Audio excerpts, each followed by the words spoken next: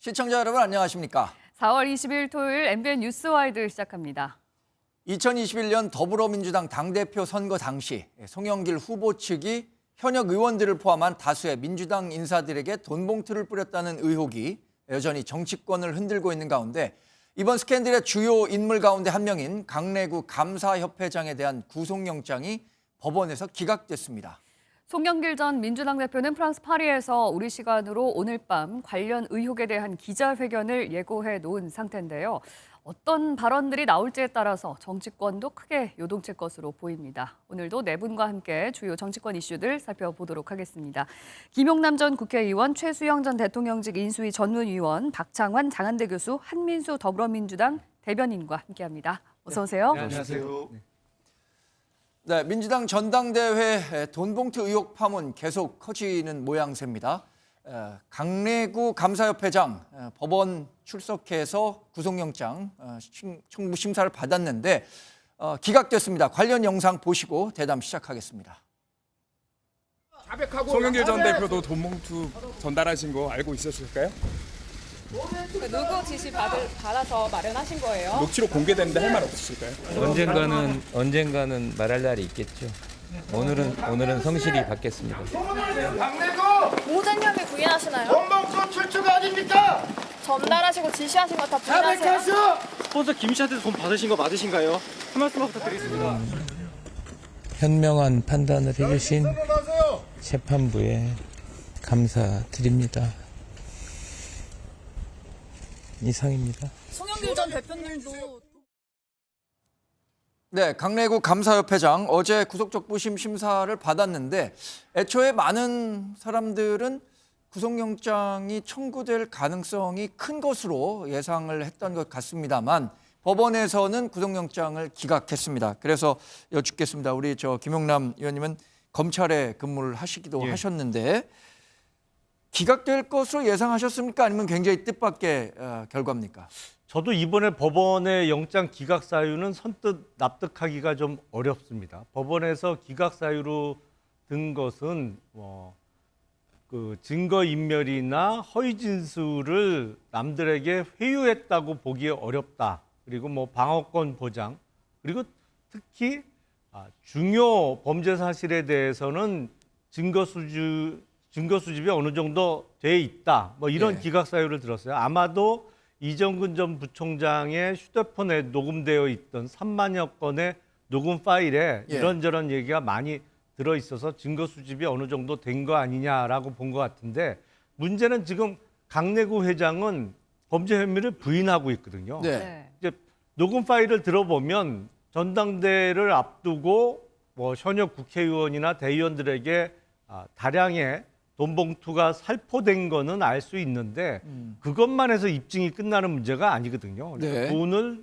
누구한테 전달받아서 구체적으로 언제 어디서 누구에게 줬는지가 입증이 돼야 기소가 가능합니다. 근데 강래구 회장은 지금 이거에 대해서 일체 부인을 하고 있기 때문에 이런 경우에는 보통 구속 상태에서 수사를 더 받게 하는 게 통상의 예인데 어제 법원에서 영장을 기각했습니다. 그래서 영장 발부 여부에 대한 그 권한은 법원이 갖고 있어서 왈가왈부할 일은 아닙니다만 통상의 예에 비추어 보면 조금 좀 이례적이다 그런 생각이 들고 아마도 검찰에서 보완 수사를 해서 영장을 다시 한번 청구해보는 영장 재청구 가능성이 있지 않을까 싶습니다. 네, 한민수 대변인님. 네. 일단 민주당에서는 강래구 회장에 대한 구속영장이 기각된 거를 봤을 때 검찰이 무리하게 구속해서 수사하려고 했던 것 아니냐라는 반응을 내놓을 수도 있을 것 같고요. 또 하나는 우리가 이제 공판 중심주의로 이제 사법 체제가 전환이 되면서 검찰이 이 구속영장을 너무 빈발하게 청구한 거 아니냐 이런 비판의 목소리도 있는 것 같은데 어떻게 말씀하신 것 중에 원론적으로 볼 때는 이제 전 세계적 불구속 수사 원칙이랄지 말씀하신 공판 중심주의 이게 맞죠? 맞는데 이번 건에 대해서는 우리 당 차원에서 어떤 입장을 내거나 코멘트할 사안은 아니라고 봅니다. 그렇게 생각을 하고 있고요. 다만 저는 개인적으로 볼 때 이제 그 두 분 의원에 대한 갑작스러운 이제 그 압수수색 이루어지고 정말로 우리가 많은 기사를 저도 지금 맡은 당직이 대변인입니다마는 이 관련 기사를 모두 팔로우를 하기로 힘들 정도로 예. 많은 기사가 쏟아졌습니다. 대부분 이제 검찰 발이었죠. 네. 검찰이 이런 걸 수사하고 있고 이런 혐의를 입증해냈다. 이런 보도들었는데 그 보도 내용을 봤을 때는 뭐 액수는 9,400만 원, 또 강내구 회장은 뭐 8천만 원인가요? 네. 마련했다는 그런 보도가 많았잖아요. 그런 혐의를 볼 때 그 보도 내용이나 양과 검찰의 주장들을 보면은 저도 좀 놀래긴 했어요. 예. 의외다. 그래서 이건 보면은 검찰 수사가 잘못된 건지 아니면 판사가 볼 때 말 그대로 좀 검찰의 구속영장 청구의 허점이랄지 좀 부족하다고 본 건지는 모르겠습니다만은 잘 선뜻 이해는 잘 안 되는 지금까지 검찰의 보도 행태만 봤을 때 검찰발 기사만 봤을 때는 그런 상황인 것 같습니다. 네. 예. 강내구 협회장이 사실 이번 사안과 관련해서 검찰로부터 이제 구속영장을 청구받은 첫 상황, 첫 인물이기도 한데 검찰의 수사가 불가피할 수밖에 없을 것 같습니다. 네, 말씀하신 대로 근데 저는 녹취라는 워낙 결정적 스모킹건이 있기 때문에 네. 제가 보기에 검찰이 혐의 입증하는데 크게 어려움이 없을 것 같아요. 왜냐하면 이제 우리가 뭐 지금까지 뭐 3만 건이라고 알려졌는데 지금까지 나온 것도 정말 빙산의 일각이거든요. 나머지가 뭐가 있는지 모르겠는데 지금까지 나왔던 녹취만 보더라도 뭐 모든 분들이 상식선에서 생각해도 범죄 혐의가 너무 명백해 보이고 그다음에 네. 뭐 관행이라고는 하지만 이렇게 돈이 정말 그 이정근 씨와 강내구 씨가 만들었던 이 돈들이 정말 그 거의 전달됐다는 명백한 그런 어떤 흐름들이 눈에 잡히기 때문에 뭐 김의원님께서는 검찰이 영장을 재청구하실 가능성을 예측하셨지만 저도 뭐 그럴 가능성이 있다고 보고 네. 설령 불구속 상태에서 수사가 진행되고 재판을 예. 받더라도 제가 보기에 워낙 돈을 만들고 전달했던 강내구 바로 이정근 씨는 워낙 이게 혐의 입증이 명백하기 때문에 제가 네. 보기엔 뭐 수사에 큰 어려움은 없을 거라고 봐요. 다만 이게 첫 영장 관련자의 첫 영장이 기각됐다는 점은 예. 검찰이 조금 약간 수사의 동력에 대한 여러 가지 의구심 혹은 과연 탄력을 받을 수 있겠냐 하겠지만 이 사건, 그러니까 정치권 관행이라고 얘기하는 이 사건에 대해서 국민적 공분이 워낙 크고 그다음에 여론도 지금 굉장히 나쁘기 때문에 저는 어쨌든 이걸 뭐 이게 영장이 기각됐다 그래서 이 수사에 동력이 떨어지거나 탄력을 못 받는 것이 아니라 전 제가 보기에 이걸 계기로 우리가 그러니까 올해 그러니까 말하자면은 뭐 아무리 집안 식구 잔치인 어떤 그 당 전당대회를 하더라도 예. 돈으로서 대의원들을 이렇게 매수한다든가 뭐 이런 것들이 이제 관행화된 이런 점들은 우리 사회가 선진화 정치로 가기 위해서는 반드시 넘어야 될 산이거든요. 예. 그렇기 때문에 수사도 수사이겠지만 저는 이번 어떤 그 계기로 검은 돈과의 고리를 끊는 그런 어떤 정치 문화의 관행 이런 것들을 굉장히 중요하게 생각하지만 하고 또 이게 말하자면 지금 영장이 기각됐다 하더라도 제가 보기에 네. 이 부분에 대한 수사에 대한 동력, 탄력 이거는 저는 큰 염려는 없을 것 같아요. 저는 뭐 혐의 입증은 뭐 그렇게 어렵지 않을 것으로 생각이 됩니다. 네. 강내구 씨가 영장 실질 심사에 출석할 당시에 굉장히 의미심장한 말을 꺼냈습니다. 언젠가는 말할 날이 있을 거다. 이러고 이제 영장 심사를 받고 결국에 구속 영장이 기각이 됐는데 이게 과연 무슨 뜻일까? 구속이 됐으면 어떤 얘기를 하려고 했던 걸까? 영장이 기각됐으니까 이제 안 하는 건가? 좀 궁금합니다. 네. 그렇죠. 뭐 본인만이 알 수 있는 얘기겠지만 강내구 씨가 뭐 언젠가는 뭐 밝힐 날이 있을 거다 이렇게 네. 얘기하면 다 그 입을 쳐다보게 되잖아요. 네. 그러니까는 이게 대내외적으로 내가 나 입 열면은 누군가 다친다. 뭐 이런 어떤 어떻게 보면 반협박처럼 저는 들렸거든요. 예. 네. 그런데 정작 그 구속이 안 되고 나와가지고는 또 아무 말도 안 하셔요. 네. 이런 거 보면은 이제 지금 뭐 당장 이제 국민들이 돈봉투에 대한 정치권의 돈봉투에 대한 굉장히 따가운 질책들이 있다 보니까 예. 지금은 좀 소나기를 피해가는 그렇지만 나도 할 말은 많다. 뭐 이런 정도의 뉘앙스 아니었나 싶습니다. 그 할 말이 본인이 뭔가 더 알고 있다라는 뜻이었을까요? 아니면 본인은 정말 결백하다라는 뜻이었을까요? 뭐 사실 그 돈봉투라고 하는 게 앞서서도 이제 뭐 말씀하셨지만 대부분이 선거 그러니까 전당대회 때 소위 기름값, 밥값 이런 거거든요. 근데 그게 지금 국민들에게는 그게 언제적 얘기냐. 예. 그런 돈 줘가지고 조직 선거하는 게 언제적 얘기냐라고 우리들은 이미 국민들은 판단을 하고 있는데 네. 사실은 부끄러운 행동이거든요. 예. 그런데 그런 걸 뒤에서 사실은 해왔던 인물이기 때문에 예. 지금에 와서 본인 입장에서는 억울할 수 있겠지만 네. 뭐 입이 있어도 할 말이 없는 상황인데 이거를 갖다 그렇게 표현한 게 아닌가 싶습니다. 네. 근데 이 언젠간 말할 날 있을 것이라는 발언에 대해서 박창환 의원님은 이렇게 평가를 해주셨는데 이 듣는 사람 입장에선 그러니까 이 진실을 알고 있는 이 사건의 당사자 입장에서는 어쩌면 이 강래구 회장의 심경 변화에 따라서 내가 지금 어떤 말을 하느냐도 반박이 올 수도 있다라는 생각을 할 수도 있을 것 같아서 오늘 그 송영길 전 대표가 프랑스 파리에서 지금 오늘 우리 그 시간으로 11시에 기자회견을 한다고 하는데 그 기자회견을 겨냥한 뭐 발언 아니었겠느냐라는 해석들도 좀 있었던 것 같은데요.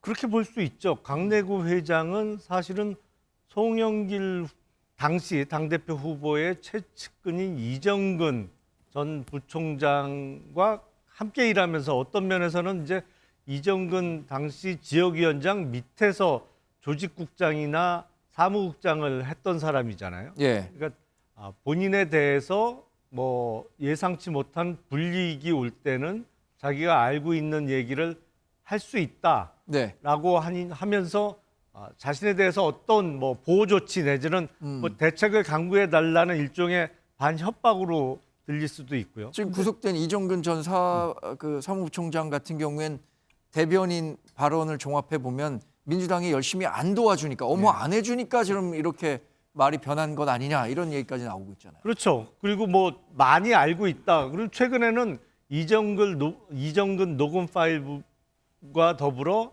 이정근 노트가 또 보도가 됐잖아요. 그 노트의 내용 제가 잠깐 봤는데 네. 뭐 충격적인 내용이 많더라고요. 뭐 액수도 어마어마한 천문학적인 액수도 들어 있고 네. 또 이 자금책의 뭐 정리 같은 것도 되어 있는데 앞으로 그 노트의 내용의 신빙성에 대해서는 수사로 밝히는 수밖에 없겠습니다만 지금 네.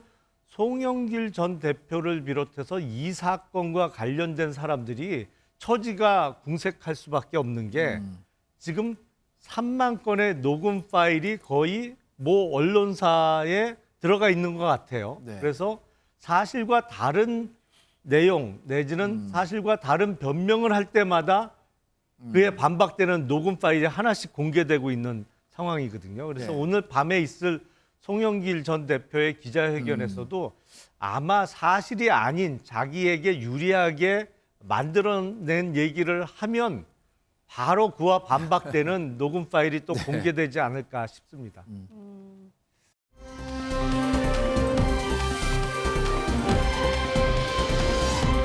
이렇게 지금 얘기하신 것처럼 송영길 전 대표, 우리 시간으로 오늘 밤 11시입니다. 현지 시간으로는 오후 4시에 프랑스 파리에서 기자회견을 통해서 입장을 밝힐 예정인데요. 송영길 전 대표의 기자회견 그리고 또 관련된 거취와 관련해서 여러 가지 목소리들이 나오고 있습니다. 관련 영상 먼저 보고 오시겠습니다. 송영길 대표가 기자회견을 한다고 하는데 여기 대해서 어떻게 생각하세요? 참에 계단이 당이 기자회견을 하지 말라고 요구한 것이 아니라 전에 말씀드린 것처럼 조기 귀국해서 입장을 밝히는 게 좋겠다라는 그런 입장을 전달했습니다. 어쨌든 조기 귀국을 안 하고 프랑스 파리에서 입장을 밝히겠다는 건데 여기에 대해서는 어떻게 생각하세요?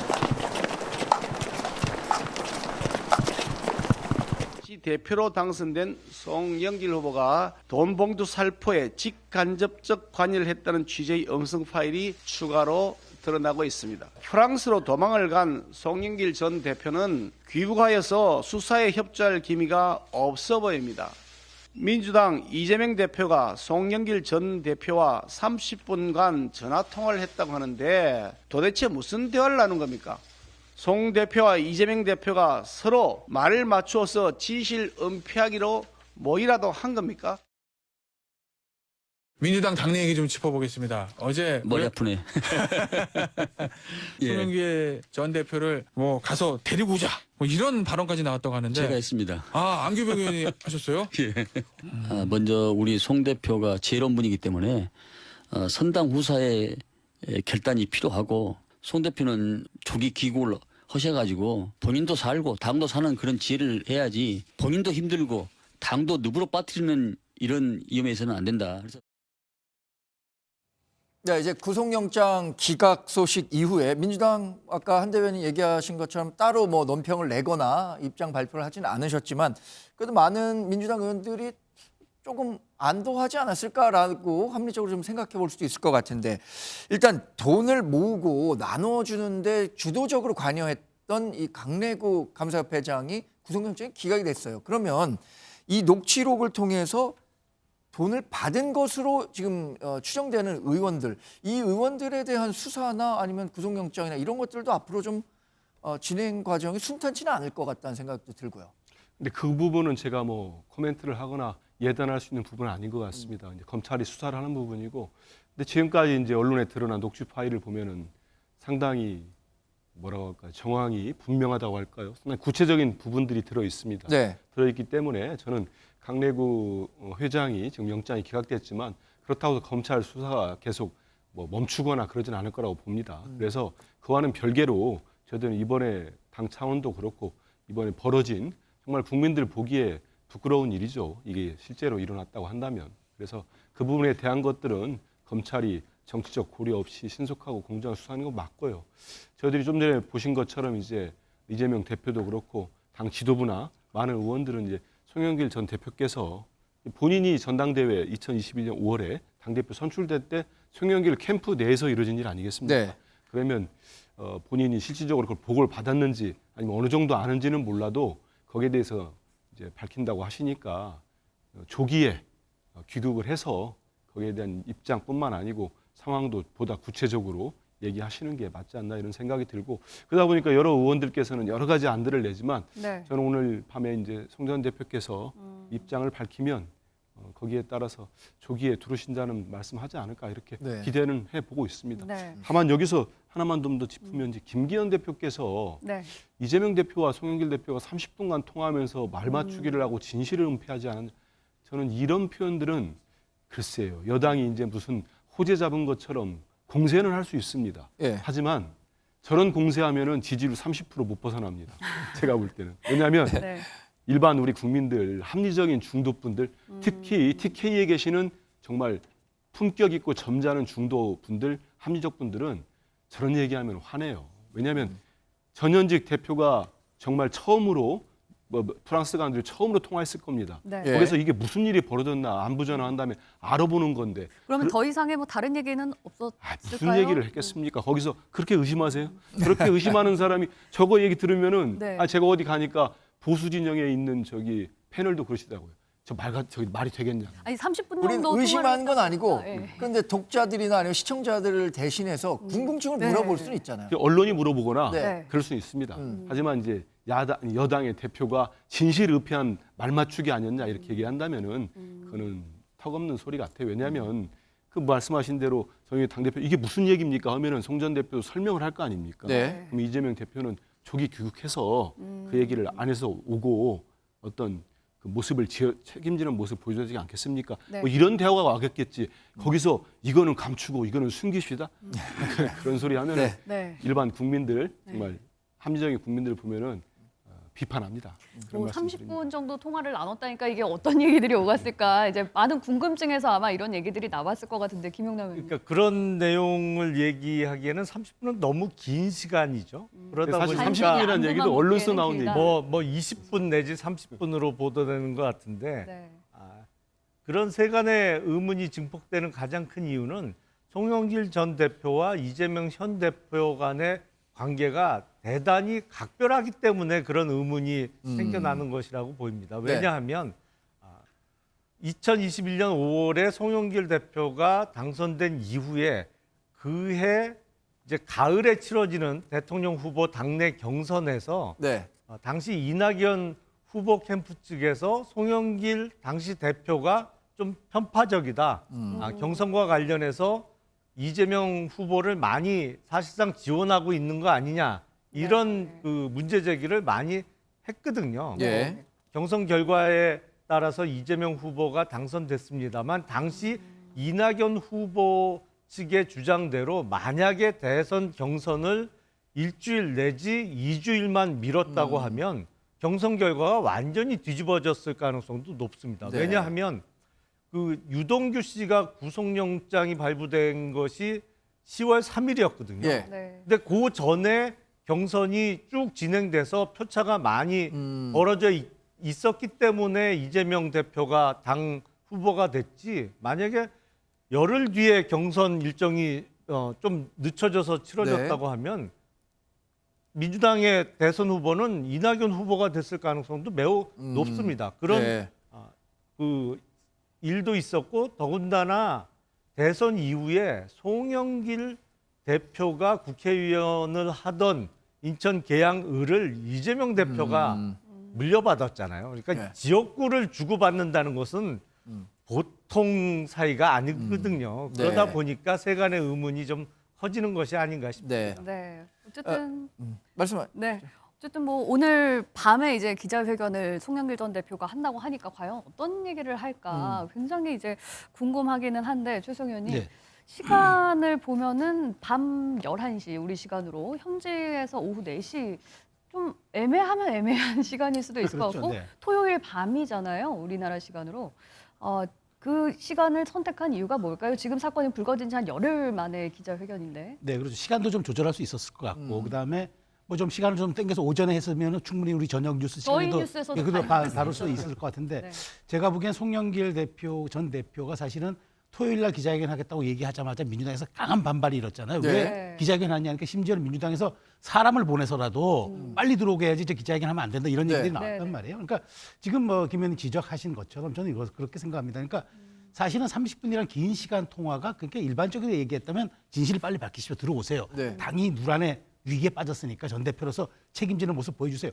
얘기했으면 3분이면 끝날 통화입니다. 근데 30분을 했다는 거는 뭔가 다른 이야기들, 그러니까 여러 가지 당내 상황, 그다음에 우리 향후 민주당이 이 위기에서부터 어떤 또 영향을 받을 것인지, 그리고 뭐 사실 송영길 전 대표 입장에서는 뭐 저 굉장히 캐릭터가 네. 약간 돌출 발언도 잘 하시는 분이에요. 그리고 이제 말하자면 예측지 못하는 이제 행보도 하시는 분이기 예. 때문에 네. 좀 그런 데 대한 당내 염려가 있었을 것 같고, 그래서 저는 오늘 밤에 하는 것은 아마 송영길 전 대표가 2, 3일 동안 굉장히 많은 압박을 받았기 때문에 네. 말의 톤이라든가 수위에 대한 조절들 아마 할 겁니다. 네. 왜냐하면 또 본인 말대로 또 얘기했는데 그 다음날 또 녹취가 또 나와버리면 네. 또 그건 완전히 걷잡을 수 없는 상황이 벌어지기 때문에 아마 수위 조절과 톤 조절을 하겠습니다만은 저는 어쨌든 이재명 대표와 통화를 하는 과정을 통해서 전 상당 부분 어떤 그런 그 당시 상황에 대한 예. 그런 이른바 사건의 재구성 아마 좀 그런 것들도 좀 일부 네. 하지 않았을까. 그런 것들이 하지 않는다면은 뭐 이례적으로 굉장히 긴 시간 동안 물론 뭐 언론에 알려진 겁니다만, 그래서 저는 오늘 송영길 대표의 그 말하자면 전 대표 기자회견은 큰 말하자면 우리가 흔히 언론의 표현으로 얘기하면 영양가 없는 좀 그런 알맹이 없는 그런 회견이 될 가능성이 크고, 결국은 이제는 돌아와서 예. 돌아오면 이제 김포공항, 그러니까 저 인천공항서부터 굉장히 기자들의 이 질문이 집중되고 할 텐데 그때 나오는 말들을 오히려 저희가 좀 더 주목해봐야 되지 않을까 그런 네. 생각이 듭니다. 네. 사실 뭐 시간이나 이런 거는 지금 뭐 지구촌 사회에 살고 IT 통신 기술이 워낙 발달했기 때문에 아마 이제 뭐 11시에 하더라도 그 시간에 유튜브로 또 저희 MBN을 비롯해서 그 해당 뉴스를 생중계하는 뭐 방송국들도 많이 있을 것 같은데, 근데 민주당이 송영길 전 대표에게 기자회견을 하겠다는 것을 좀 하지 않았으면 좋겠다라는 뜻을 여러 채널을 통해서 전달했다고도 하고요. 민주당이 좀 걱정하거나 우려했던 부분들은 어떤 게 있을까요? 사실은 이제 송영길 대표의 그 일성이 예. 사실은 여론에 굉장히 악영향을 끼쳤어요. 네, 개인의 일탈이고 내가 미처 알지 못했다 그렇죠. 이 얘기를 했던 거죠. 개인의 일탈이라고 했는데 보란 듯이 이제 녹취록이 나와서 송영길 대표가 알고 있거나 또는 보고받았을 것 같은 정황이 딱 녹음 파일을 통해서 국민들에게 뉴스로 전해지니까 이제는 대놓고 송영길 전 대표나 민주당이 거짓말쟁이가 돼버린 겁니다. 그럼 앞으로 민주당의 이야기가 먹히지가 않는 거예요. 그래서 이런 그 수사가 진행되고 있는 상황, 그리고 증거가 어디까지 검찰이 가지고 있는지 모르는 상황 속에서 네. 자칫 기자회견에서 국민 정서와 좀 괴리된 그런 돌출 발언이 나올 경우에 민주당으로서는 굉장히 큰 악재가 될 수 있기 때문에 우려의 목소리가 높았죠.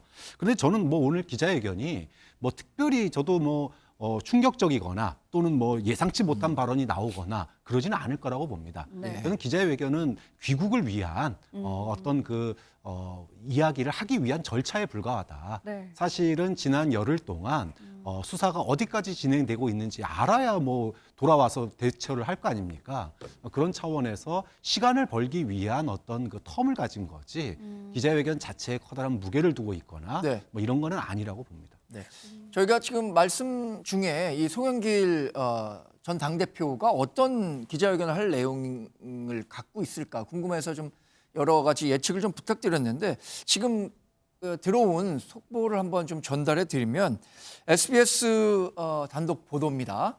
송영길 전 당대표와 통화, 이게 연락이 닿았다는 민주당 의원의 발언을 인용해서 송영길 전 당대표는 돈봉투 의혹은 전혀 모르는 일이고 당당히 귀국하겠다라는 입장을 전달한 것으로 SBS가 현지의 민주당 의원의 발언을 인용해서 보도를 했습니다. 네. 안민수 대변인, 근데 이 송영길 전 당대표의 이 앞으로의 정치적 행보나 아니면 민주당에서 나오는 얘기들도 뭐 출당해 시켜야 된다, 아니면 정계를 은퇴해야 된다, 이런 여러 가지 의견들이 나오고 있는 것 같아요. 실제 당 분위기가 어떻습니까?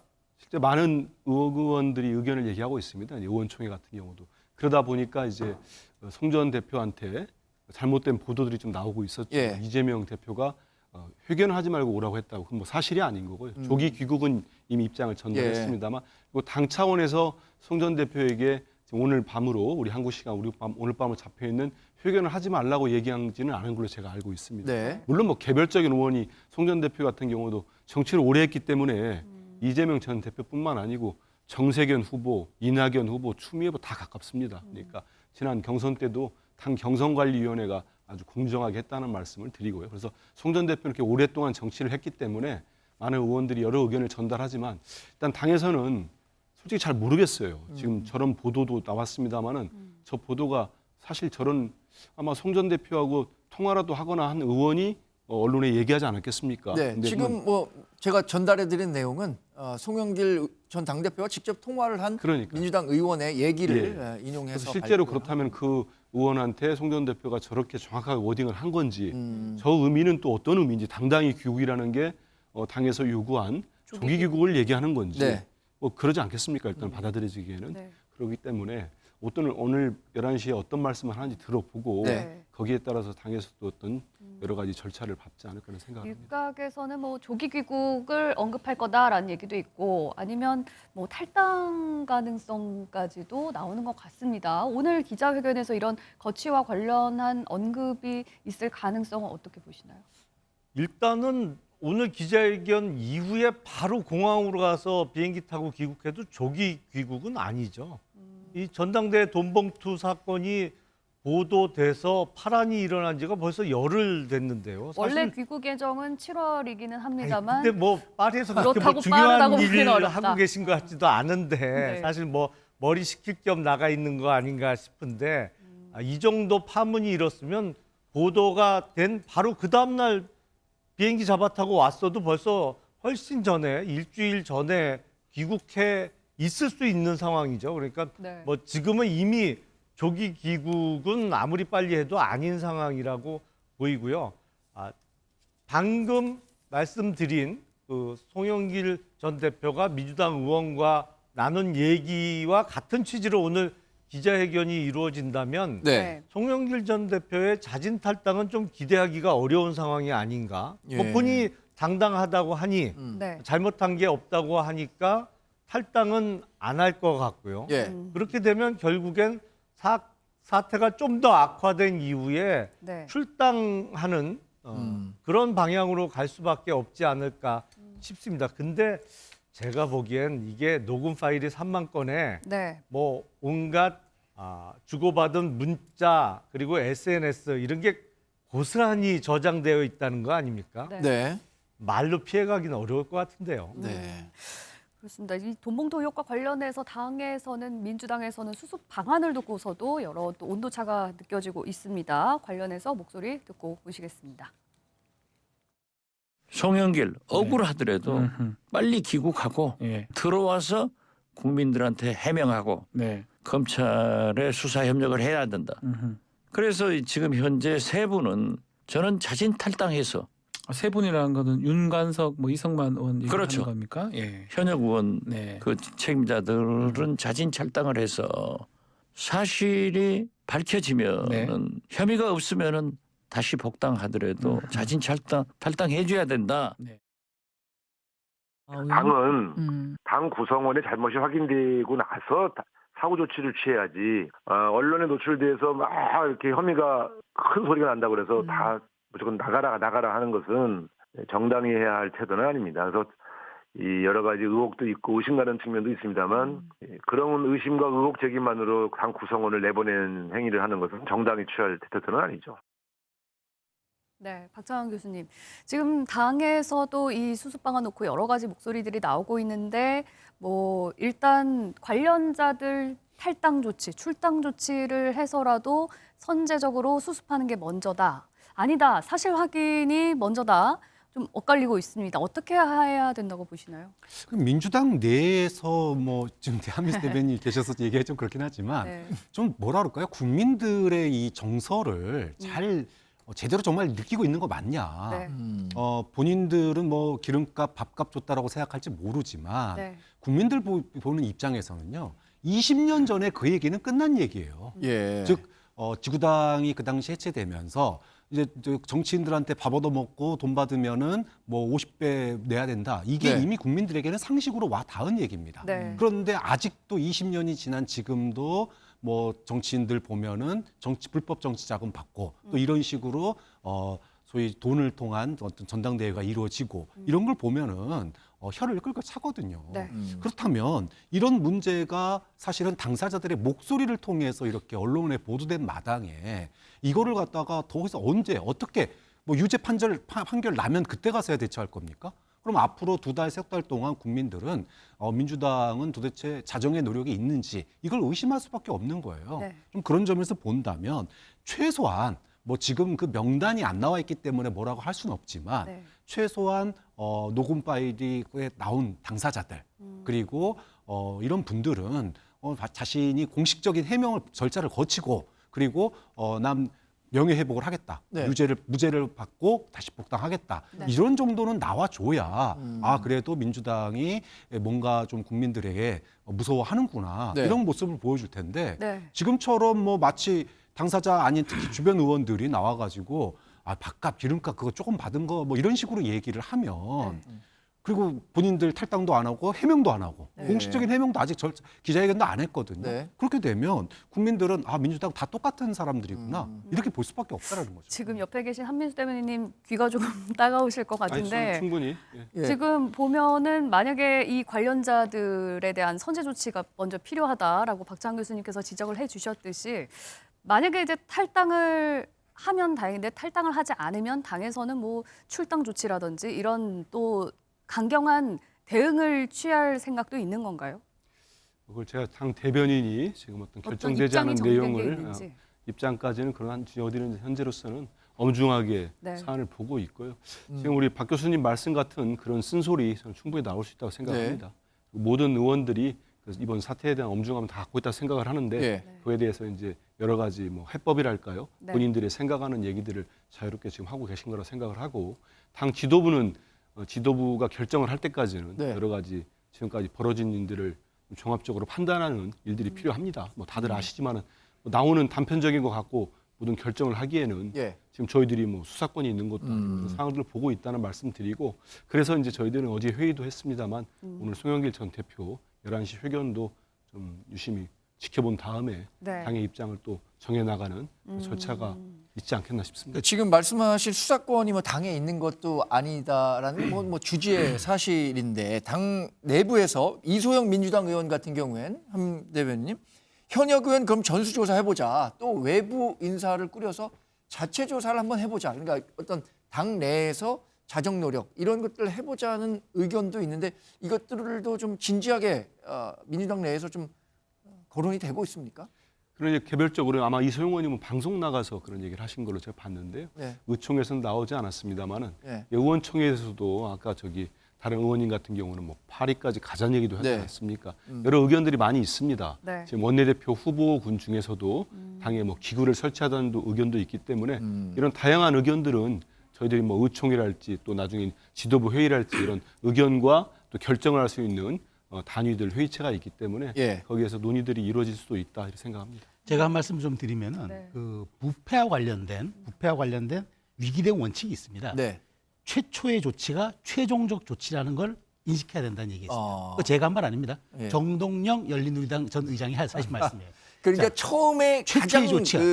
가장 강력한 규제를 그렇죠. 최초에 내놔야 된다. 그렇죠. 최초의 조치가 최종적 조치. 왜냐? 아. 단계별로 내잖아요. 네. 그러면 이른바 간보기 대응이 되는 거예요. 아. 사안에 따라서 요렇게 돼. 근데 그러면 국민들이 어떻게 받아들이느냐? 네. 진정성이 없고 반성하지 않고 말하자면은 빠져나가려고 인식하는 거예요. 정동영 전 의장이 이 얘기를 하면서 뭐라고 얘기했냐면 그래서 2004년도인가 왜 열린우리당 창당 건물이 그 불법 대선 자금이 들어와서 네. 샀다 이런 의혹이 딱 나왔어요. 나오자마자 이틀 만에 당사를 매각합니다. 매각하고 바로 정동영 의장이 어디를 가느냐? 여의도 청과물 시장에 당사를 얻습니다. 예. 그 기억하실 겁니다. 그래서 그 위기를 빠져나가고 총선에서 지지 않았어요. 그러니까 네. 정동영 의장이 이 얘기를 한 이유는 민주당의 지금 대응이 너무 안이하다. 그리고 사안을 보면서 흐름과 여론을 보면서 대응하려는 모습이 강하고 심지어는 그게 뭐 기름값, 뭐 식대밖에 더 되느냐라는 안이한 인식. 그렇기 때문에 국민들은 지금 송영길 전 대표가 교육하고 이재명 대표가 어떤 메시지를 내놔도 와닿지 않는 거예요. 그러니까 저는 이게 확산될 수밖에 없고 점점 더 번져나가서 여론의 악순환을 받을 수밖에 없는 그런 구조를 최초의 조치가 부실했기 때문에 최초의 대응이 부실했기 때문에 그런 길을 갈 수밖에 없다. 이건 제가 일주일 정도 지났는데도 저는 민주당이 지금 여기에 대해서 대응이 수위가 달라진 게 없어요. 그 점 좀 뼈아프게 생각할 필요가 있지 않나 싶습니다. 네, 지적을 해주신 것처럼 지금 민주당에서는 신중하자라는 분위기에서이기는 합니다만 좀 검찰 수사를 지적하면서 사태를 안이하게 보고 있다라는 지적도 나오고 있습니다. 여기에 대해서 한동훈 법무부 장관도 일침을 가했는데요. 양쪽의 목소리 함께 듣고 오시겠습니다. 검찰에 대한 불신은 검찰이 자초했다라고 보이고요. 제가 볼 때는 이것이 사실관계가 맞든 틀리든 검찰은 정치적 저의를 가지고 있는 것은 분명하다. 독립적으로 검찰이 결국은 언론 플레이를 통해서 그동안 보여왔던 불신의 행태를 계속 이어가고 있다. 조심스러운 판단입니다. 금액이 뭐 국민들 전체적으로는 뭐 큰 금액이라고 생각하지만은 대개 실무자들의 뭐 차비, 뭐 진짜 소위 말하는 기름값, 뭐 식대 이런 정도 수준이거든요, 사실요. 전체적으로 보면 금액이 크지만 또 50만 원은 사실 이게 이 한 달 밥값도 안 되는 돈이긴 하거든요. 그래서 이런 돈을 아마 실비이지 않을까 이런 예상은 합니다만 뭐 이런 관행도 사실 사라져야죠. 당 차원에서 이재명 당대표께서 공식 사과를 하셨죠. 검찰이든 누구든 그 민주당 관계자들에게 그렇게 돈 봉투 뿌리는 대화를 하라고 억지로 시키지 않았고요. 그리고 탄압, 정치 탄압 얘기하셨던데요. 의원 매수하는 걸 수사하는 걸 가지고 정치 탄압이라고 한다면 뭐 승부 조작 수사하면은 뭐 그 스포츠 탄압되는 건가요? 말 같지도 않은 소리입니다. 한동훈 장관이 야당 검찰 탄압 주장 말 같지도 않은 소리라고 오늘 얘기했는데 혹시 이에 대한 입장이 있으실까요? 자, 고맙습니다. 네, 돈봉투 수사가 정치 탄압이면 승부조작 사건 수사는 스포츠 탄압이냐 이런 한동훈 장관 아주 강하게 일침을 가했습니다. 어떻게 들으셨습니까? 근데 그 더불어민주당이 저 코멘트를 너무 자주 사용해요.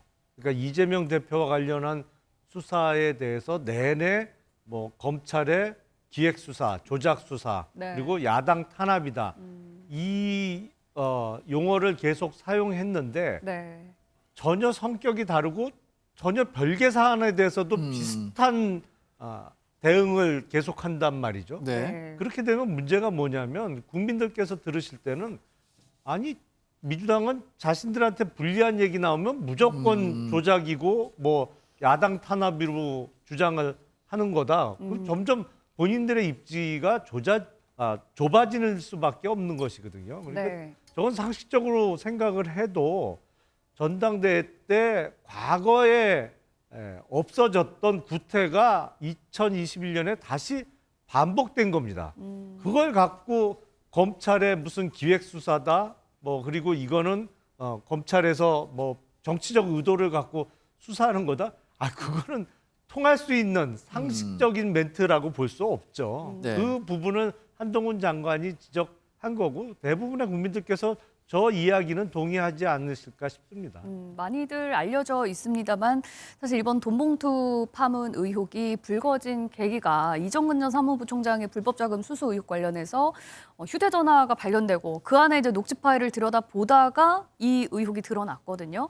검찰 입장에서는 이게 뭐 돈봉투 파문 파보려고 처음부터 기획한 그런 수사가 아니다라는 입장인데 한민수 대변인님께서는 참 어떻게 이런 생각하십니까? 얘기할 때가 곤혹스럽긴 합니다. 왜냐하면은 저는 이제 좀 상식적 합리적으로 설명한다고 해도 예. 국민 여러분께서 보실 때는 이제 또 변명으로 받아들일 수 있습니다. 왜냐하면 참 이게 좀 마이너하다고 할 수도 있지만 정치 탄압이라는 얘기를 당에서는 하지 않았습니다. 예. 찾아보시면 알겠습니다. 민주당은 그런 얘기를 이번 건에 대해서 하지 않았고 기획 수사라고 했었어요. 그 말씀드릴게요. 그 정치 탄압이라는 얘기를 하신 분들은 이제 압수수색을 당하신 의원들께서 이제 입장을 내시면서 예. 기자들한테 한 걸로 제가 기억을 하고 있습니다. 네. 기획수사 의혹을 제기한 건 맞아요. 네. 왜냐하면은 그거는 뭐 또 변명으로 들릴지 모르겠습니다만 설명을 좀 드리면은 네네. 이제 최근에 이제 보면은 미국의 도청 의혹 파문 터지고 네. 그다음 전강원 목사랄지 국민의힘에 이제 뭐 태영호, 뭐 조수진, 김재원 최고위원들의 막말로 누가 봐도 이제 국민의힘 대통령 지지율이 20%까지 폭락을 했어요. 네. 그런 상황에서 말씀하신 대로 이 녹취 파일을 검찰이 입수한 건 작년에 뭐 10월인가 9월 때 된다는 거 아닙니까? 이제 그런 사정인데 이런 일들이 벌어지자마자 대통령이 20% 밑으로 떨어지고 도청 파문은 일대 정말 나라를 흔들고 있는 상황에서 갑작스럽게 이제 압수수색 들어오면서 녹취 파일이 보도가 되니까 네. 당시 첫 반응이 나올 때 이거는 그 당시도 한번 찾아보십시오. 네. 우리 수석 대변인이 하신 얘기가 있어요. 네. 이건 사실관계를 확인해 봐야 되고 충격적이다. 네. 엄중하게 보고 있고 따져 보겠다. 네. 하지만 일각에서는 지금 이런 국면 전환용으로 검찰의 기획수사 의혹도 있다 이렇게 제기를 했습니다. 이 또한 저는 뭐 국민들 시각에서 볼 때는 뭐 못마땅할 수 있다고 봐요. 네. 그렇기 때문에 저희들이 녹취 파일이 더 드러나면서도 누가 뭐래도 국면 전환 의도가 없지 않겠습니까? 예. 있음에도 불구하고 저는 뭐 검찰이 꼭 그랬다기보다도 네. 국면이 전환된 거 맞으니까요. 네. 하지만 그 뒤에 이제 당 대표가 상황 본 다음에 바로 사과하고 네. 검찰에게 신속과 공정한 수사를 촉구했습니다. 그리고 지금 송영길 대표에 대한 조기 귀국을 계속 압박하고 있는 상황입니다. 네. 그렇기 때문에 이런 과정들을 종합적으로 좀 봐줬으면 좋겠다. 네. 박창환 교수님. 근데 사실 그 우리 한동훈 장관 워딩 중에 이런 게 있었습니다. 이게 검찰이 검찰발로 언론에 이 수사 정보를 흘려서 기사화되는 게 아니다. 만약에 그랬다면 민주당이 벌써 피의사실 공표죄로 검찰 고소했을 텐데 고발했을 텐데 안 하지 않냐. 그래서 검찰은 이번 보도와는 관련이 없는 것이다 이렇게 강조를 하고 있어요. 그러면 이 언론 녹취록은 우리가 어디에서 나왔다고 의심해봐야 되는 겁니까? 그러니까 사실 앞에서 말씀하셨던 것처럼 맨 처음에 이 사건이 이제 언론 보도로 녹취가 나왔을 네. 때, 녹음 파일 나왔을 때, 야 역시 검찰이구나. 처음엔 다 검찰에서 나왔을 것이다 이렇게. 그렇죠. 왜냐하면 녹음 파일이라고 하는 이 증거물을 갖다가 가져간 게 검찰이었기 때문에 네. 네. 검찰이 아니면 이런 녹음 파일이 나올 수가 없는 거라고 생각을 했었죠. 그래서 아니 작년 10월에 가져간 압수물인데 이제 와서 하나씩 이 압수물을 언론을 통해서 흘리는 게 네. 이게 지금 소위 위기에 처한 여권이 뭔가 좀 반전을 노리고 이게 시기 조절을 소위 캐비넷 수사 아니냐 네. 네. 이런 의혹이 이제 자연스럽게 나온 거죠.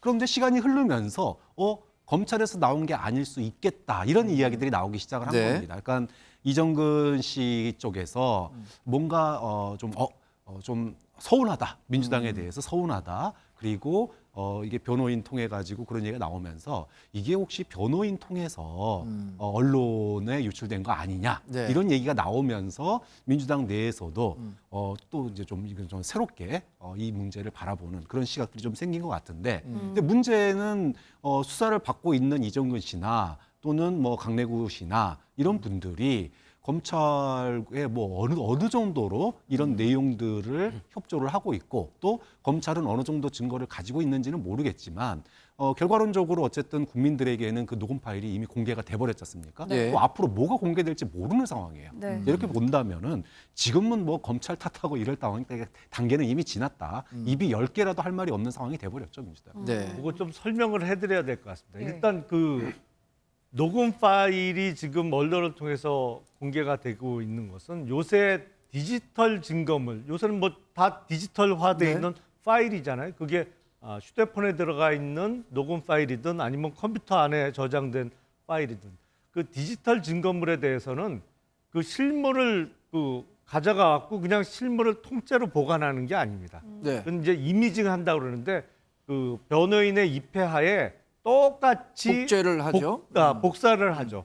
그리고 컴퓨터나 그 기기는 대부분 돌려줍니다. 그대로.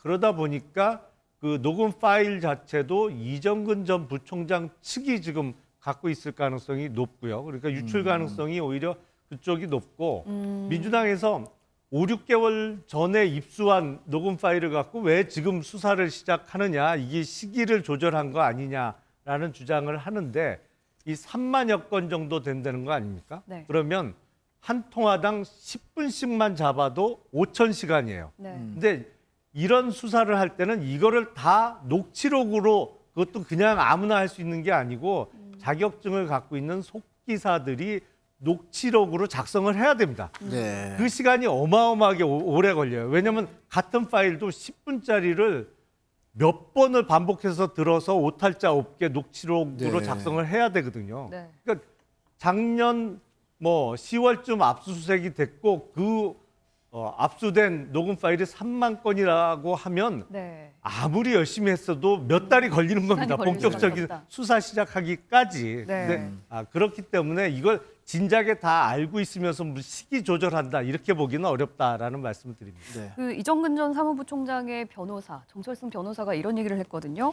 민주당이 이 전 부총장을 손절하는 태도에서 배신감을 느끼고 있다라든지 민주당이 이 전 부총장을 손절하면 방치하면 그야말로 피바람이 불 거다 이렇게 얘기를 했는데 이거는 어떤 의미로 해석을 해야 될까요? 결국은 그 이정근 씨가 지금 검찰의 뭐 어떤 그 뭐 수사 협조 이런 것보다는 네. 자기의 속내를 좀 털어놓기 시작했다. 이 얘기는 뭐냐면 민주당이 그 송 전 대표의 입장도 바로 그랬잖아요. 네. 난 모르는 일이고 그건 뭐 개별 일탈행위다 이렇게 표현했잖아요. 사실은 그 이정근 씨가 그렇게 뛰었던, 그렇게 열심히 돈을 조달했고 전달했던 그 최종적 수혜자가 누굽니까? 송 전 대표 아닙니까? 어쨌든 그 홍영표 그 당시 정말 그 경쟁자였던 홍영표 전 의원은 여론조사하고 그 일반 권리당원 투표는 다 이겼는데 송 전 대표가 이긴 건 대의원 조사예요. 대의원들에게 집중적으로 돈을 돌려야 된다는 녹취록이 4월 27일 전부터 나옵니다. 네. 자, 그런데 본인은 사실은 이런 돈을 전달하는 과정에서 뭐 이른바 우리가 흔히 얘기하죠. 떡고물 얼마나 뭐 어제 챙겼는지 모르겠으나 어쨌든 이정근 전 사무부총장은 송영길 대표의 당선을 위해서 돈을 조달했고 또 열심히 뛰었단 말이에요. 그런데 예. 마치 자기가 단독범이고 자기가 자기의 어떤 일신의 영달을 위해서 마치 돈을 뿌린 것처럼 손절하는 행태, 대단히 배신감을 느끼죠. 그렇다면은 진실의 일단을 털어놓는 그런 과정이 있지 않을까? 저는 그런 심경의 변화가 있었을 것이라고 보고, 그래서 저는 강내구 감사도 마찬가지입니다.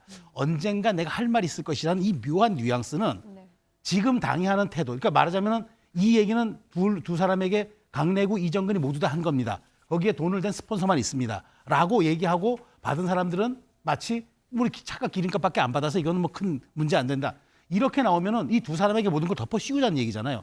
그렇다면은 강내구 전 감사도 내가 나중에 할 말이 있을 거다. 그래서 저는 이정근 전 사무부총장이 지금 입에 굉장히 많은 사람들의 운명이 달린 것 같고 네. 이 3만 건의 녹취에 밤잠을 이루지 못하는 민주당 의원들 많을 것 같아요. 그래서 이정근 씨 입장에서는 지금 이렇게 됐고 민주당도 지금 계속 손절하는 태도를 보이고 있고 송영길 전 대표는 지금 모르쇠 아닙니까? 지금 발의해서 나는 이 돈봉투 전화 보는데 조금 전에 앵커께서 지금 뭐 속보를 전하셨는데 그런 태도를 하면은 이 두 사람에게 덮어씌우게 하는 거잖아요.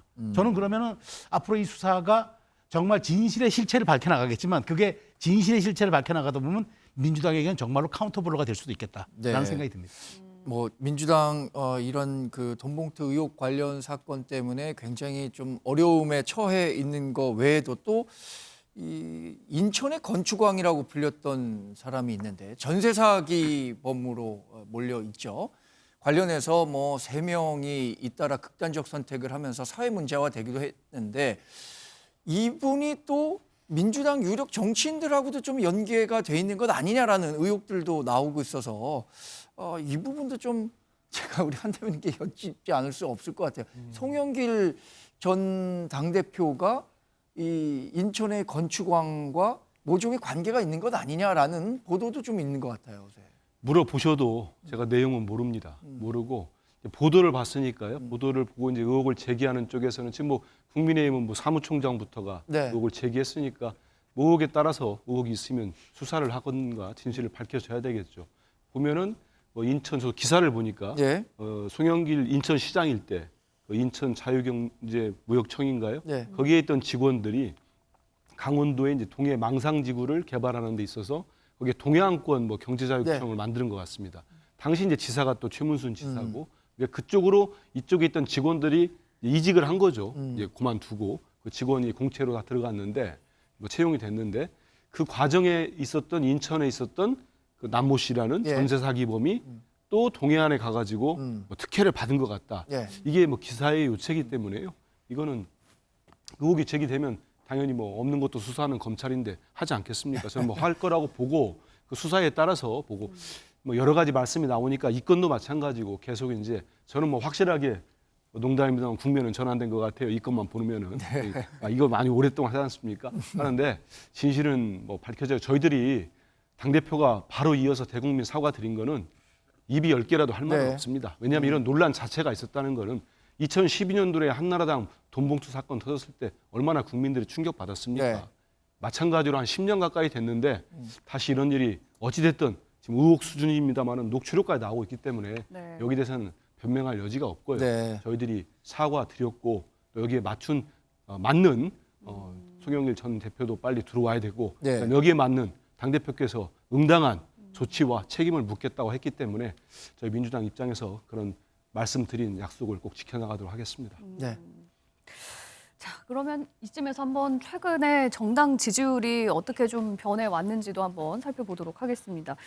국민의힘이 32%, 민주당이 32%, 그리고 무당층이 31% 이렇게 나왔는데요. 예. 한국갤럽의 여론조사고요. 아무래도 전체적으로 봤을 때는 민주당의 지지율이 좀 많이 빠졌는데 아무래도 박찬 교수님 돈봉투 의혹 파문이 좀 영향을 미쳤겠죠? 그렇죠. 뭐 2주 전에 제가 이 자리에서 예. 당시에 이제 국민의힘이 굉장히 어려운 상황에 처해 있었어요. 그렇죠. 뭐 대통령 지지율도 아주 바닥이었고 정말 다음 총선 치를 수 있을까 국민의힘이 이 정도까지 걱정되는 상황이었는데 네. 딱 열흘 전입니다. 이 돈봉투 사건 딱 터지면서 분위기가 네. 완전히 바뀌었어요. 이제 그런 것들이 여론조사에서 지금 그대로 반영되고 있다. 아직까지는 이걸로 끝날 건지 네. 앞으로 더 영향이 있을지는 좀 더 지켜봐야 될 것 같습니다만은 어쨌든 민주당으로서는 굉장히 큰 대형 악재가 떠졌다. 네. 아까도 말씀드렸지만 민주당 일각에서 의원들이 뭐 기름값, 뭐 밥값 이런 인식을 가지고 있다면은 네. 민주당의 지지율은 더 떨어질 거고 이것을 계기로 민주당이 황골탈퇴하겠다. 이런 자세로 뭐 당대표부터 시작해서 네. 당원들이 어떤 변화의 노력을 한다면 뭐 또 새로운 전환점을 맞지 않을까 생각합니다. 근데 박 그런데- 교수님, 네. 이런 게 정말 실증적으로 검증이 됩니까? 어떤 거냐면 이렇게 자기가 지지하는 정당이 어려움에 처했을 때 지지층이 결집한다 이런 얘기를 하잖아요. 이번에 지금 민주당 지지율이 크게 하락했음에도 불구하고 광주 전라 지역에서의 민주당 지지율은 올랐고요. 많이 떨어진 지역은 아무래도 뭐 중도층이 많이 있는 수도권과 서울 경기 지역이 많이 내렸단 말이에요. 지금도 그런 공식이 지금 민주당 지지율에 적응이 되고 있다고 보십니까? 그 지지층이 결집이 되려면요, 당이 위기 상황일 때 지지층이 결집이 되려면 상대적인 게임이 돼야 돼요. 그러니까 무슨 얘기냐 하면 소위 말해서 국민의힘도 지지층의 결집이 일부 일어났거든요. 예. 갤럽 조사에서 20% 떨어졌던 게 다시 예. 30%로 살짝 올랐습니다. 이런 것들은 서로가 서로에 대한 소위 그 반사 효과가 있어야 되는 거예요. 반사 효과가 없는데 지지층이 결집하지는 않습니다. 지금 이제 국민의힘 뭐 아직도 사실은 정광훈 목사를 둘러싼 내분이나 또 외교 논란 여기서부터 자유롭지 않은 상태예요. 네. 그러다 보니까 지금 저렇게 소위 뭐 검찰의 수사나 또는 여권의 무능함이 보이는데 네. 지금 우리가 이러고 있을 때냐 이럴수록 더 똘똘 뭉쳐야 된다 이런 게 이제 소위 지지층의 결집으로 나타나는 거고 예. 국민의힘도 마찬가지도 지금 그동안에 국민의힘 보면서 참 답답함을 느꼈을 지지층들이 민주당의 돈봉투 보면서 역시 민주당은 안 돼. 이러면서 또 지지층이 결집하는 이런 모양새가 있는 것이기 때문에 예를 들어 경쟁 상대에 있는 상대 당이 잘하고 있는데 예. 지지층이 똘똘 뭉치는 일은 좀 별로 없다고 봅니다. 네. 그런데 눈에 띄는 지점이 하나가 민주당에서 한 4%포인트가 떨어졌는데 국민의힘은 얼마 못 올랐어요. 1%포인트 오르고 지금 무당층이 31%, 거의 정당 이제 양당의 지지율과 동률을 기록하고 있거든요. 무당층이 31% 기록한 건 거의 2년 만에 최고치 수준이라고 하는데 이거는 어떻게 해석을 해야 될까요? 그러니까 지금 무당층이 31%.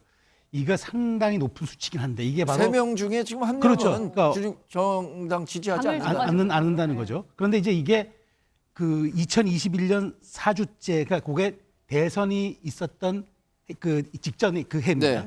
근데 그때가 이제 어떤 일이 벌어졌냐면 바로 이제 2021년 4월에 그 정치 시계를 뒤로 돌리면은 바로 그때 이제 박원순 시장으로 인해서 서울시장 재보궐선거가 있던 해입니다. 4월 그렇죠. 7일 재보궐선거가 있어. 이때 굉장히 이제 말하자면은 양당 간에 이제 지지층이 좁혀지고 무당층이 늘어났어요. 그래서 당시 기억하시겠지만 안철수 후보가 잘 이렇게 생각해 보시면 그때 부동의 1위를 달립니다. 맞습니다. 예, 예. 국민의당 후보였는데 네. 국민의힘 후보를 낼 생각도 못했고 네. 민주당은 뭐 귀책 사유가 있다고 그래가지고 후보를 내니 많이 뭐 굉장히 그랬어요. 그러다 보니까 무당층이 늘어나니까 안철수 후보가 국민의당 당시 3석의 대표였는데 출마 선언하자마자 지지율 40%를 찍습니다. 그래가지고 결국 이제 조정이 돼서 이제 오세훈 후보와 단일화를 통해서 이제 결국은 그게 정권 교체 시발점을 이뤘는데 바로 제가 그 지점을 얘기하는 겁니다. 당시에 무당층이 31%나 나오니까 안철수 대표가 급등하는 그런 이제 모양새를 보였던 거죠. 그런데 지금 적용되는 거는 근데 이게 지금은 그렇긴 한데 총선을 좀 앞두면은 다시 또 무당층이 좀 다시 또 이렇게 넓어집니다. 예, 지지층으로 결집되는데. 아니, 그러니까 어떤 그 선택을 강요받는, 그렇죠. 좋아하지 않지만 선택을 강요받는 그렇죠. 우리 한국 유권자들의 불행도 거기에 최선을 있는 우리가 거죠. 정치를 최선의 선택이 아니라 차악을 선택하는 게임이라는 자조적 표현까지 있지 않습니까? 그래서 저는 우리가 이렇게 거대 양당이 독점하는 양당 체제에서는 결국은 중도가 선거를 앞두면 선택할 수밖에 없지만 지금 31%가 시사하는 바는 정말 제가 보기에 제3지대에서 후보만 괜찮은 후보가 나와서 이 동력을 가진다면은 저는 원내 교섭단체 정도 하나 할 수 있을 정도의 지금 그렇죠. 그런 정치적 환경은 조성되어 있다. 다만 그렇게 하려면은 정말 그 대선 후보급의 상징적 간판이 있어야 되고 그다음에 이제 여기에 참석하는 사람들이 정말 참신한 면면을 보여준다 그러면은 저는 상당한 돌풍이 날 수 있다. 그게 환경이 바로 2년 전에 4.7 재보궐선거 때 입증이 되지 않았습니까? 31% 나왔을 때. 그런 점을 여야가 지금 잘 고민을 해야 될 겁니다. 그러니까 자기 개혁이 뒷받침되지 않는다면 이 31%는 한 20%까지도 계속 유지될 가능성이 있다. 저는 그 생각을 합니다. 김영남 의원님, 그러니까 이제 국민의힘이 민주당에서 이탈하는 중도층이나 뭐 이런 사람들의 지지를 적극적으로 더 넓혀가지 못하는 한계가 지금 어디에 있다고 보시고 어떤 노력해야 된다고 보세요? 그러면 단적으로는 잘 못하니까 지지층이 늘어나지 않는 것이죠. 저희가 3월 8일 날 전당대회를 끝내고 새로운 지도부가 구성됐는데 새 지도부 들어서자마자 이런저런 구설수에 시달리고 있어요. 그러면서 정당 지지율이 올라가기는커녕 떨어지고 있는, 지금은 뭐 정체되어 있는 형편이거든요. 근데 제가 보기엔 이게 국민들께서 저 어떤 정당을 지지하는 것도 연애하는 과정하고 비슷하다고 생각이 돼요. 그러니까 A라는 사람하고 연애를 했으면 A라는 사람이 싫어졌어. 그래서 헤어지졌다고 해서 바로 그 다음 날 뭐 다른 사람을 만나는 게 아니잖아요. 한동안 냉각기를 갖는 거죠. 그러면서 누가 나은지 이걸 살펴보고 새로운 선택을 하는 건데 그러니까 지금 무당층이 늘어난 거죠. 여도 싫고 야도 싫으니까 일단 다 떨어져 나와서 냉각기를 갖고 어느 쪽이 보다 나은지를 좀 지켜보고 계신 많은 국민들께서 그런 과정에 계신 게 아닌가 합니다만 일단 그 국민의힘도 지금 어려움에 처한 게 이 김기현 대표를 비롯한 지도부가 권위가 서질 않아요. 그러다 보니 새 지도부가 꾸려지면 진행될 줄 알았던 일들, 뭐 기존의 당무 감사라든지 새로운 인재 영입이라든지 이런 게 기사가 한 줄이 안 나가잖아요. 그러다 보니 어떤 전환을 만들 계기도 없는 거죠. 네. 근데 이 상태로 더 오래 가기는 어려울 것 같습니다. 빨리 김재원 최고위원에 대한 방향을 결정을 하고 예. 여기서 밀고 나갈 것이냐, 어떤 개혁적인 모습을 보여드리기 위해서 이런저런 조치를 내놓을 것이냐, 네. 아니면 정말 다른 선택을 할 것이냐, 네. 빨리 결정을 해야지 이 상태로 지지부진하기는 어려울 것으로 생각합니다.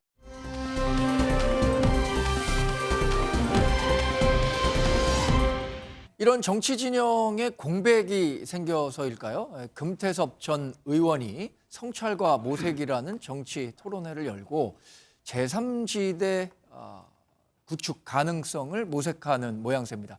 관련한 영상 보시고 이야기 이어가겠습니다. 내년 총선 때 수도권을 중심으로 30석 정도의 의석을 차지할 수 있는 세력이 등장하면 정말로 많은 기대를 받을 수 있고 또 많은 사람의 좋은 의견을 모아서 새로운 길을 찾을 수 있다고 생각을 합니다.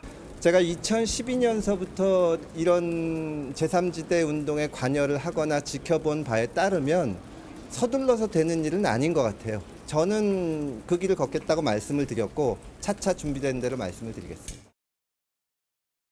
사전적으로 평화롭게 우리나라의 질서를 새롭게 정리하기 위해서 국민이 뭐를 바라느냐, 새로운 정치 세력을 갖다가 탄생을 해서 그 사람들이 오늘날의 문제를 갖다가 해결하는데 역할을 할 수 있는 그러한 힘을 부여하는 방법밖에 없지 않느냐 이렇게 생각합니다. 우리 금태섭 의원께서 참 용기를 가지고 그런 시도를 하니까 내가 옆에서 좀 도와줄 수 있는 능력이 있으면 좀 도와주려고 하는 그런 생각만 가지고 있는 거예요. 네, 박 교수님, 금태섭 전 의원은 과거 10여 년간 이 제3당의 길을 모색한 것에 따르면 바삐 가면 안 되고 천천히 가야 한다라고 얘기를 했습니다. 그런데 우리나라 제3당 역사는 성공하더라도 일시적인 성공이지 이게 지속 가능한 영속적인 정당으로 살아남은 정당은 없었잖아요. 그렇죠.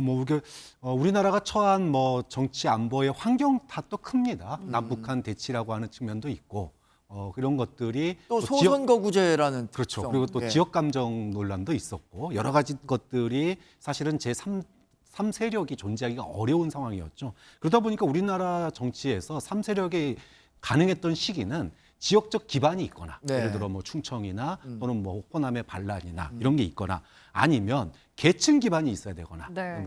진보 정당처럼 이런 게 필요했는데 지금 지난 최근 몇 년간은 이런 지역적 기반을 가진 세력도 눈에 띄게 보이지 않은 거고 또 소위 진보 정당들도 이제 어떤 국민들의 어떤 새로운 시대의 변화를 담지하지 못하면서 네. 지지율이 많이 내려간 상황이란 말이에요.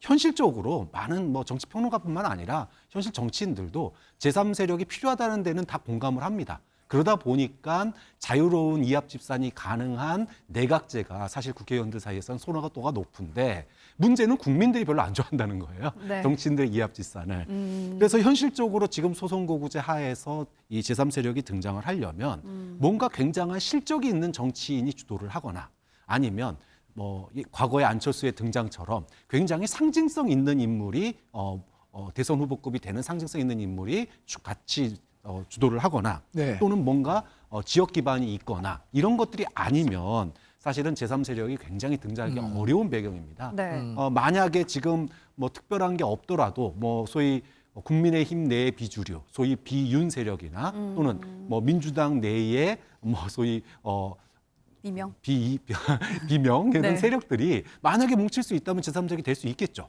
하지만 과거에 다 거대 양당으로부터 독립했던 뭔가 삼지대로 가려고 했던 노력들이 네. 지층에게 결국 최후의 선택을 못 받는 그런 어려운 경험들을 하다 보니 이제는 아무도 광야에 나오려고 하지 않습니다. 좀 이런 게 참 지금 어려운 현실이 아닌가 싶습니다. 네. 거기에 좀 더 추가 말씀드리면 말씀하신 이제 제3정당이 우리 이제 그 87년 이후에 네. 성공한 경우 제 경우가 기억에 한 2번 정도 있었습니다. 96년 총선하고 네. 2016년 총선인데 96년 총선은 김종필 총재라는 JP라는 네. 거의 대선 후보급에 준하는 대선 후보도 했었죠. 그런 인물이 있었고 2016년은 안철수 대표라는 대선 후보급이 있었기 때문에 지금 현재 움직이시는 분들 중에 그 정도 국민들로부터 관심과 지지를 받을 분이 예. 있을 거냐 하는 게 하나 있고 제가 생각하는 또 하나의 이제 지점은 내년 총선은 지금 이번에 이제 전당대회를 과정을 거치면서 여당이 진용을 짠 모습들을 보면은 말 그대로 자기도 인정하잖아요. 네. 윤석열 대통령, 윤석열로 총선을 치르겠다고 이미 선언을 했어요. 네. 그러면 결국은 다음 총선은 이른바 양 진영 간의 결집도가 그 어느 때보다 더 높아질 가능성이 있습니다. 왜냐하면 대통령이 대통령 이름 걸고 나오겠다고 하는데 예. 그러면 민주당도 이재명 대표 이름을 걸던 그렇게 할 수밖에 없습니다. 그럴 가능성이 높아져요. 그러다 보면은 지지하는 지지층들은 더욱더 결집하게 되고 현재 이제 무당층이 상당 포션이 있지만 네. 그런 이제 상황이 되면은 많이 줄어들고 이것저것 정말 싫다는 분은 투표장에 안 가거나 네. 그런 상황이 되지 않을까 이런 생각을 오히려 해요. 양 진영이 결집도가 더 높아질 거다. 근데 그 3당 체제가 아니라 4당 체제로 치러질 수 있다고 전망하는 정치 전문가들도 있어요. 그러니까 국민의힘이 2개로 분화하고 민주당이 2개로 분화해서 그 말씀하신 1996년 총선은 네. 그때 당시에 집권당과 자민련, 민주당, 새정치연합인가요? 그래서 4개 정당으로 치러졌었던 걸로 저도 기억하고 있거든요. 그렇죠. 근데 3개 정당이든 4개 정당이든 어쨌든 여권에 불리합니다. 그게 정당이 많이 나오면 나올수록 여권에 불리하고 당시 그때 이제 자민련이라는 이제 96년 상황을 놓고 보면은 자민련이라는 뚜렷한 지역 기반을 가진 그다음에 김종필이라는 자산을 가진 사람이 분화하면서 사실 충청 의석은 거의 다 잃었잖아요. 네. 네. 그러니까 이제 그게 어쨌든 지금 민주당 입장에서는 분명히 내년에 정권 심판론을 들고 나올 겁니다. 네. 근데 이제 국민의힘 입장에서는 당연히 이제 국정 안정론을 들고 나올 텐데 국정 안정론을 들고 나오는 당이 분열이 되면 그러니까 야당을 심판하는 사람이기 때문에 예. 심판하는 입장에서는 약간의 이탈이 돼도 큰 상관이 없습니다만은 심판을 당하고 국정을 안정시켜달라고 호소하는 입장에서는 분열되는 건 정말 최악입니다. 그래서 네. 제가 보기에 3당이든 4당이든 어쨌든 분열이 되면은 내년 총선 지형은 여권에 기본적으로 불리할 수밖에 없기 때문에 저는 국민의힘이 어찌됐건 이 상황에서는 최대한 분열하지 않은 상태에서 자기 개혁하는 모습을 보여줘야 합니다. 그러니까 자산은 많아요. 자산은 많기 때문에 예. 개혁하는 모습 보여주고 지도부가 안정감을 갖는 모습 보여주고 그다음에 개혁 공천한다 그러면은 저는 이 세 가지 요건만 충족시켜 준다면 국민의힘이 저는 승리할 가능성도 있다고 봅니다. 과반까지 갈 수도 있어요. 그런데 다만 이걸 1년 남은 지금 상태에서 실기하지 않고 얼만큼 동력을 갖고 가느냐. 근데 지금 지도부가 하는 걸 보고 지금 지도부의 언행을 놓고 보고 일정 보고 메시지 보면은 좀 그렇게 좀 가능성이 크지 않아서 여기에 대한 위기감을 가져야 합니다. 그러니까 분열되면 무조건 여권은 필패라는 그런 생각 갖고 총선에 대비해야 합니다. 지금 이 금태섭 전 의원의 신당 창당에 대해서 앞서서 영상도 보셨습니다만 김종인 전 비대위원장이 지지를 하겠다 이렇게 또 선언을 했거든요. 그리고 금태섭 전 의원만한 인물이 없다. 굉장히 강하게 높게 찍혀 세웠어요. 우리가 과거 또 떠올려 보자면은 윤석열 대통령을 향해서 별의 순간을 잡았다. 또 이렇게 얘기를 하지 않았습니까? 그냥 흘려들을 수만은 없을 것 같은데 어떻게 들으셨어요? 그래서 이제 어제 있었던 저 모임이 신당 창당까지 이어지기는 좀 힘들 것 같아요. 예. 역설적이게도 왜냐하면 김종인 전 위원장의 그 이야기가 왜 나왔냐면 적어도 신당 창당을 하려면 대선 주자급인 중량감 있는 대표 주자가 있어야 되는데 네. 뭐 묻는 기자는 없지 않냐라는 취지로 물은 거예요. 그러다 네. 보니까 김종인 위원장께서 금태섭이 어떠냐 뭐 네. 이런 대답이 오고 갔는데 글쎄요. 잠재력이야 누구나 있을 수 있습니다만 현 단계에서 금태섭 전 의원을 창당의 어떤 동력을 가져올 수 있는 대선 주자급으로 보기는 어렵거든요. 그러니까 다른 중량감 있는 정치인이 더 붙는다면 모르겠습니다만 그리고 금태섭 전 의원이 신당 창당 얘기를 너무 일찍 꺼내놨어요. 예. 사실은 총선 1년 남았는데 그렇죠. 지금 단계에서 그리고 준비도 제가 보기엔 안 돼 있거든요. 예. 신당 창당을 지금 추진할 수 있는 상황이 아닙니다. 네. 그렇다면 현 단계에서는 양당 체제의 어떤 문제점을 지적을 하고 이걸 극복하기 위한 대안 세력을 만들어가는 데 있어서 내가 조력자로 열심히 하겠다. 네. 뭐 요 정도 멘트를 하면서 더 사람을 모으는 시간을 보냈어야 될 것 같은데 네. 신당 창당하겠다. 뭐 물론 당장 하겠다고 하지는 않았습니다만 예. 그리고 그 옆에서 김종인 위원장이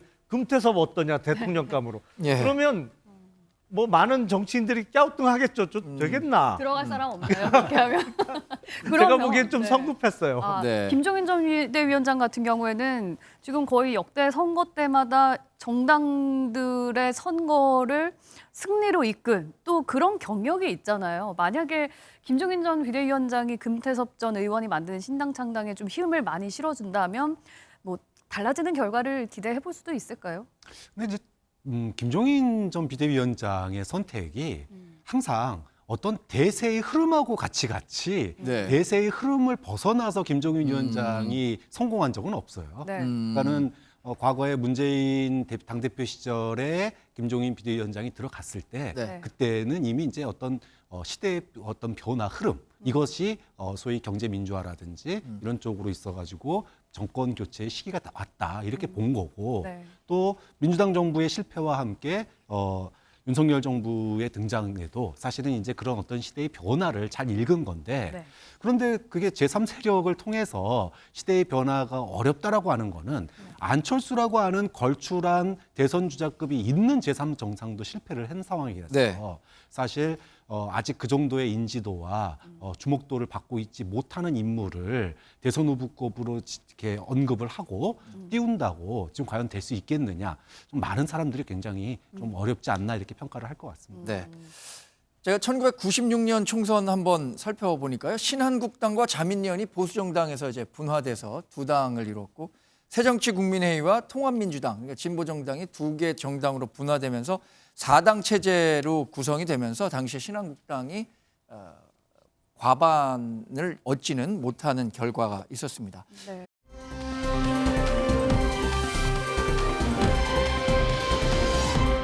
저희 마지막 이슈도 한번 살펴보도록 하겠습니다. 윤석열 대통령이 우리 대통령으로는 12년 만에 미국을 국빈 방문하게 됐죠. 미국 국빈 방문에 따른 어떤 전망들도 같이 해보도록 하겠습니다. 12년 만에 국빈 방문 어떤 의미가 있다고 보십니까? 우리 김영남 의원님. 우선은 올해가 한미동맹 70주년입니다. 예. 우리가 6.25가 끝나는 53년도에 동맹관계가 형성돼서 만 70년이 되는 해고 70주년에 맞춰서 국빈 방문으로 미국을 방문하게 되니까 더 뜻깊죠. 더군다나 지금 세계 질서가 요동치고 있습니다. 최근 예. 30년 동안 이루어졌던 냉전 시대의 종료 이후에 이루어졌던 게 다시 냉전 시대 이전으로 돌아가고 있는 형국이거든요. 그러다 보니 한미 동맹이 더욱 중요할 수밖에 없고 그리고 러시아 우크라이나 전쟁을 비롯해서 미국과 중국 간에 이루어지고 있는 패권 경쟁에 있어서도 참 기존의 외교 정책을 그대로 답습하거나 유지하기가 어려운 상황인 게 틀림없습니다. 네. 이런 기회에 미국에 가서 새로운 외교 질서를 수립하는 데 있어서 우리가 주도적인 역할을 할 수 있는 기회라고 보고 또 더군다나 국제 질서가 요동치면서 이제 새로운 형성되는 단계에 있어서 자칫 잘못하면 또 그게 위기로 다가올 수도 있거든요. 그래서 많은 준비와 노력이 필요한 상황 아닌가라는 생각이 듭니다. 네. 그런데 지금 이 시기에 윤석열 대통령이 외신과의 인터뷰에서 대만과 관련한 언급을 한 데 대해서 중국과 상당한 지금 언쟁이 오고 가고 있지 않습니까? 이런 분위기는 어떻게 봐야 될까요? 사실 우려의 목소리가 높죠. 윤석열 대통령이 외국만 나가면은 사실 걱정이 앞섭니다. 두 번째, 지금 신냉전 체제가 한반도에서 고착화되는 거 아니냐라고 하는 우려의 목소리가 굉장히 높아요. 예. 네. 대한민국은 수출로 먹고 사는 나라입니다. 그런데 지금 수출이 적자로 전환을 하고 있습니다. 네. 상상도 못 해본 일들이 지금 벌어지고 있는 거예요. 예. 자, 이런 상황에서 러시아 알짜 수출을 하고 있는 러시아와 관계가 틀어지고 예. 또 중국이 처음으로 우리가 지금 중국과의 무역에서 적자를 보고 있거든요. 네.